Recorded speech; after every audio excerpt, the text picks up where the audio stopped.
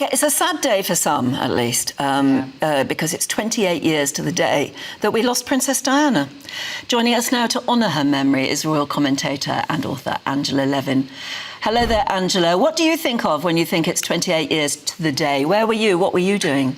Well, yes, I got amazing stories for you. But let me just tell you, the last time I had a really amazing talk with her was in February 1991, and she invited me with other people to something called Great Cooks of the Decade. And I'll show you the plate that I've got. And this is for her, for Royal Marston. Okay. Oh, so that is the plate I've got that I've kept forever. So that was, and I talked to her, she was absolutely delightful, and actually it swept me away that she was so beautiful. Her eyes and her kindness and asking questions all about me, you know, it was just amazing. So I loved her a lot. And then that terrible day on the 31st, my husband was working very early in the morning, about 2 o'clock, and he came upstairs and he told me. And I was just completely devastated. I just watched television. I'm crying now. I watched television all day long. And it was just, I was in tears about what had happened to such a lovely woman. The next day I had to go to work. So it was the Observer, which I was working for then.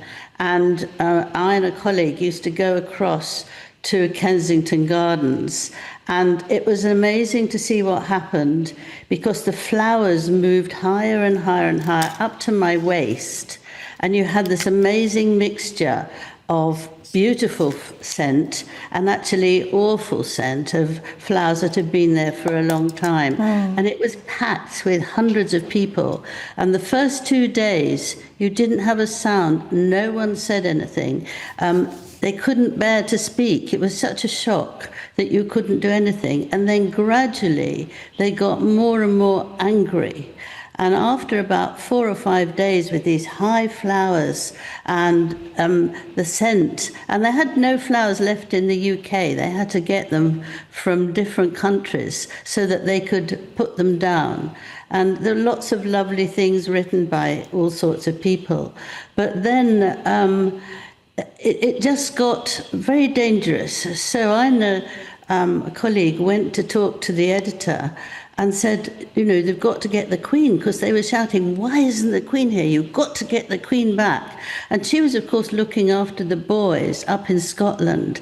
But it was so dangerous that we thought they were going to attack anybody. And the editor actually listened to us and got her around. And she sort of helped. I mean, she gave a nice speech, and it was very recognised. And then, you know, 7 days afterwards, it was of her death. The hearse carrying the coffin was going to go right past my house, just at the top of the road, actually. And we sort of moved out of the house to sort of time it. And there was nobody there.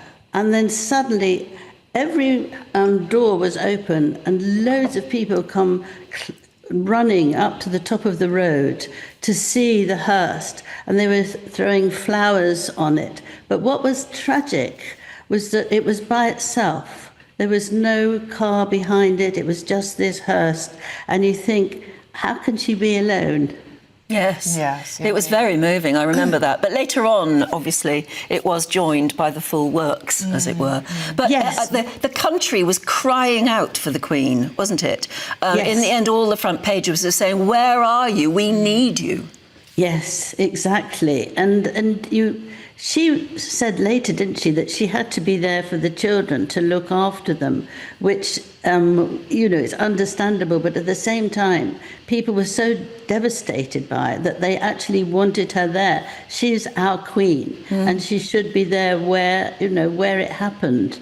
And the shock of it was amazing. Some of the journalists couldn't manage to get into the office because they were so devastated by it that they didn't feel that they could manage to work at the speed that the Observer was, going. It was something you never forget.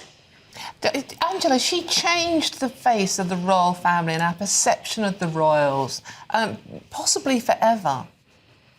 Yes, I did. She did, because she liked to treat people as human beings. That sounds ridiculous, really, but I think they were so straight and very polite, but they didn't get into the warmth.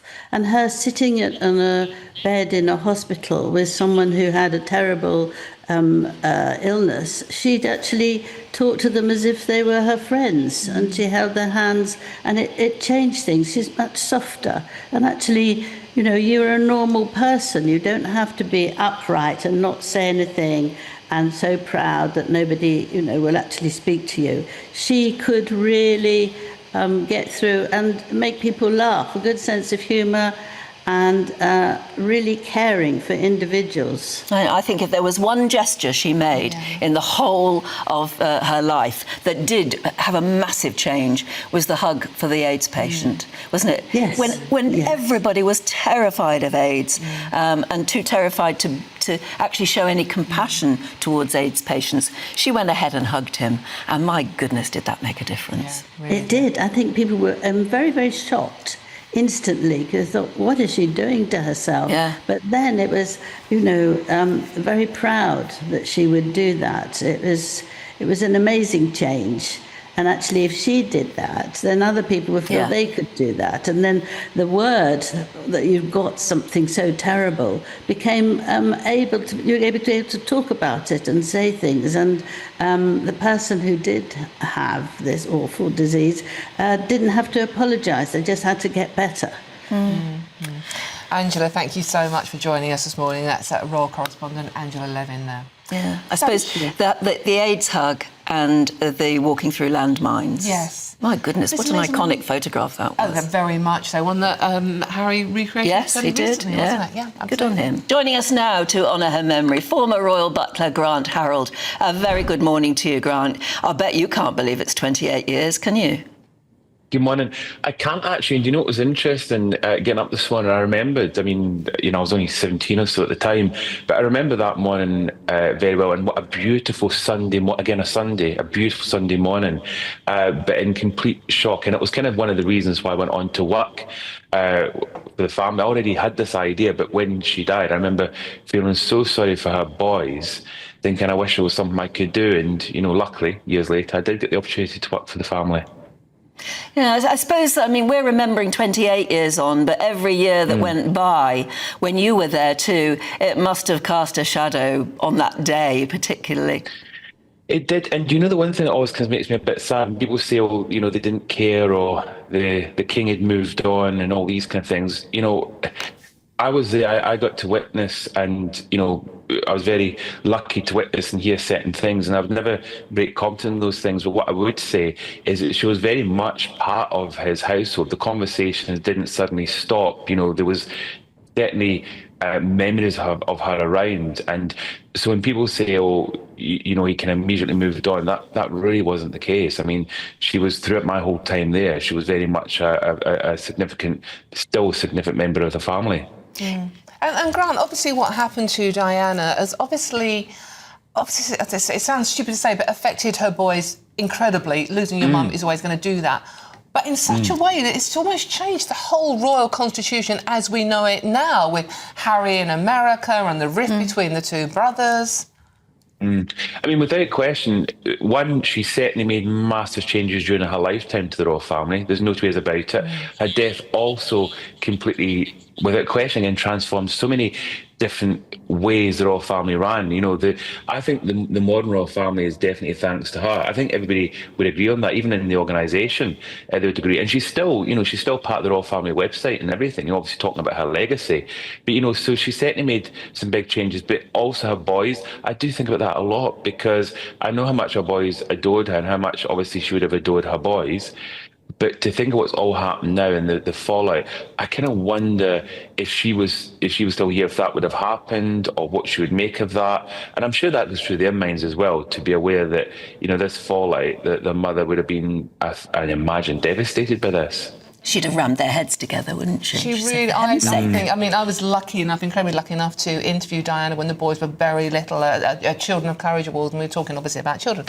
And she was sort of talking about how much William adored his little brother, his baby brother, and how much he would do anything to protect him. And I just think, Naran, that if she was here witnessing what had happened between the two boys, she would literally, as you say, Anne, would absolutely bang their heads together and grow up the pair of you. She would, and you know the other thing that's really interesting. I mean, you know, the boys are, is it 7 and 5 years older than when she died? You know, that's extraordinary to think that they're, you know, they're even older, and you kind of think, I'm sure she would imagine at that point that you wouldn't be having these kind of fallouts. And one other thing I've got to mention that's very strange for me is, you know, you meet, there's a whole entire generation now that didn't even know Diana. Isn't that extraordinary? And sometimes I'll be speaking about her to somebody and they'll say, "Oh, I wasn't born."